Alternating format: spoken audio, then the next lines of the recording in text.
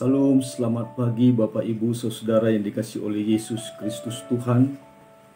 Terpujilah nama Tuhan yang menganugerahkan kehidupan bagi kita pada hari ini untuk kita jalani dengan berbagai aktivitas pekerjaan kita pribadi lepas pribadi. Sebelum kita melaksanakan seluruh aktivitas pekerjaan dan kehidupan kita sepanjang hari ini, mari saya mengajak kita untuk merenungkan kebenaran firman Tuhan yang boleh memandu, membimbing dan mengarahkan kita untuk melakukan kehidupan kita yang semakin lebih menyenangkan dan memuliakan Tuhan. Biarlah firman Tuhan yang kita dengarkan pada pagi hari ini boleh berakar, bertumbuh dan berbuah dalam kesaksian hidup kita kepada Tuhan dan sesama. Kita bersatu di dalam doa. Terima kasih Bapa dalam surga, Allah yang agung dan mulia dalam Yesus Kristus Tuhan dan kuat kuasa Roh Kudus-Mu. Kami bersyukur buat penyertaan, penjagaan dan perlindungan-Mu dalam istirahat malam yang telah kami lalui. Dan kami boleh memasuki hari ini sebagai hari anugerah yang daripada Tuhan dalam pekan yang kedua di bulan Oktober ini. Biarlah Tuhan, kami mau serahkan seluruh hidup kami hanya kepada kuat kuasa-Mu saja. Berkati, jagai dan lindungi kami semua dalam aktivitas kami sepanjang hari ini. Terlebih ketika kami akan mendengarkan firman-Mu yang menjadi pemandu, membimbing perjalanan hidup kami sepanjang hari ini. Berkati firman-Mu, berkati hati dan pikiran kami, agar firman-Mu boleh kami lakukan dalam kesaksian hidup kami hari lepas hari. Di dalam nama Yesus Kristus Tuhan kami berdoa kepada-Mu. Amin. Kebenaran firman Tuhan bagi kita pada pagi hari ini terambil dari kitab Kejadian pasal pertama, ayatnya yang ke-27. Demikian firman Tuhan. Maka Allah menciptakan manusia itu menurut gambarnya, menurut gambar Allah diciptakannya dia, laki-laki dan perempuan diciptakannya mereka. Maka Allah menciptakan manusia itu menurut gambarnya, menurut gambar Allah diciptakannya dia, laki-laki dan perempuan diciptakannya mereka. Demikian firman Tuhan. Bapak Ibu Saudara yang dikasihi oleh Yesus Kristus Tuhan, pada hari Minggu yang baru saja kita lalui, kita telah mendengar, disapa oleh kebenaran firman Tuhan, bagaimana hidup kita sebagai manusia di hadapan Tuhan adalah sama, setara katanya. Karena itu biarlah melalui renungan firman Tuhan kita pada pagi hari ini, kita juga semakin diajak untuk mengerti apa yang menjadi tujuan Allah menciptakan kita manusia di tengah-tengah dunia ini.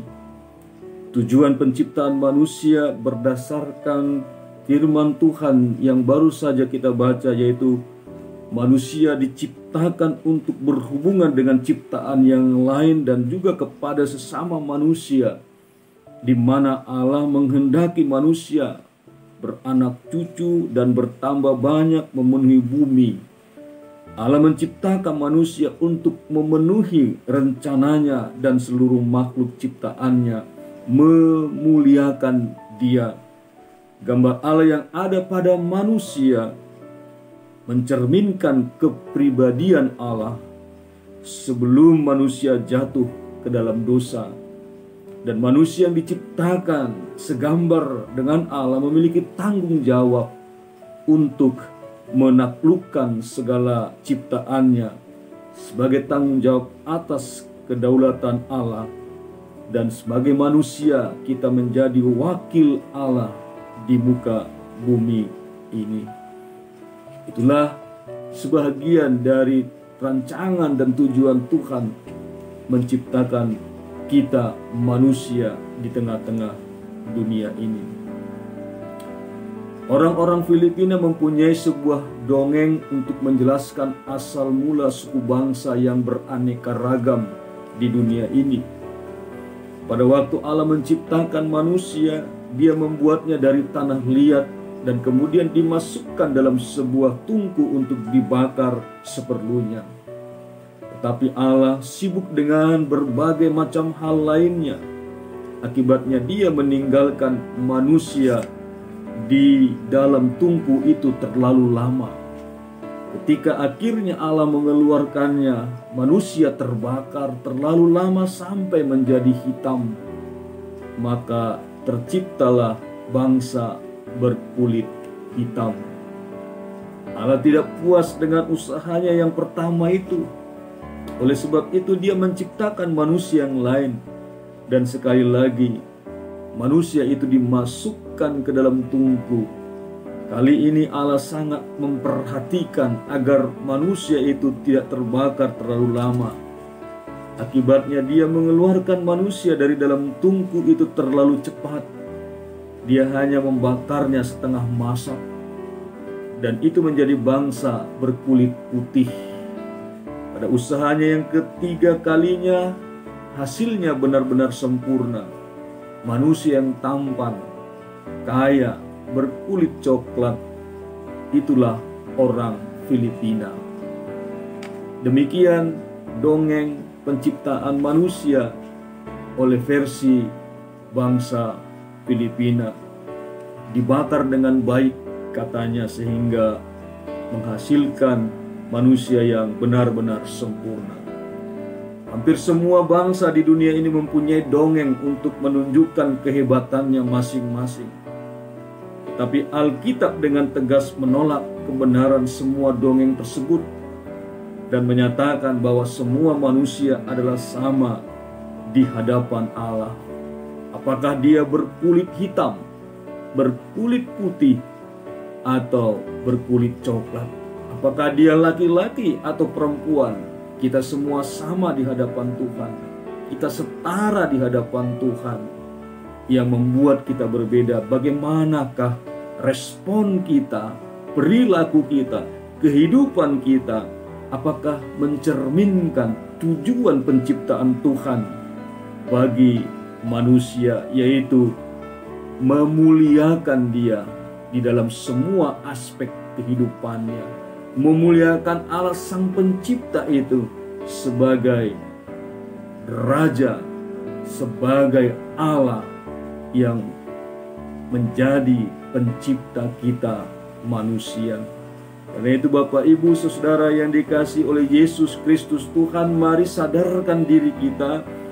Kita sebagai manusia yang diciptakan segambar serupa dengan Allah. Biarlah hidup kita semakin memuliakan Allah di tengah-tengah dunia ini. Karena itu mari kita jalani segala aktivitas kita sepanjang hari ini dengan membawa kasih yang daripada Tuhan, membawa damai sejahtera yang daripada Tuhan, membawa iman, pengharapan yang kita miliki daripada Tuhan ke tengah-tengah dunia ini yang senantiasa menantikan, mengharapkan kasih yang daripada Tuhan, damai sejahtera yang daripada Dia yang telah dititipkan, yang telah diberikan bagi kita umat pilihannya. Selamat pagi, selamat menjalani hari ini dengan kasih, penjagaan dan perlindungan yang daripada Tuhan. Amin, kita berdoa. Bapa yang agung dan mulia, sekali lagi kami bersyukur atas firman-Mu yang mengingatkan kami jati diri kami sebagai ciptaan Tuhan di tengah-tengah dunia ini untuk membawa rancangan Tuhan, memuliakan Engkau dalam segala aktivitas kehidupan pekerjaan kami. Kiranya Tuhan, Engkau boleh menguatkan dan memampukan kami melakukan mandat yang Tuhan berikan bagi kami sebagai wakil Tuhan di tengah-tengah muka bumi ini.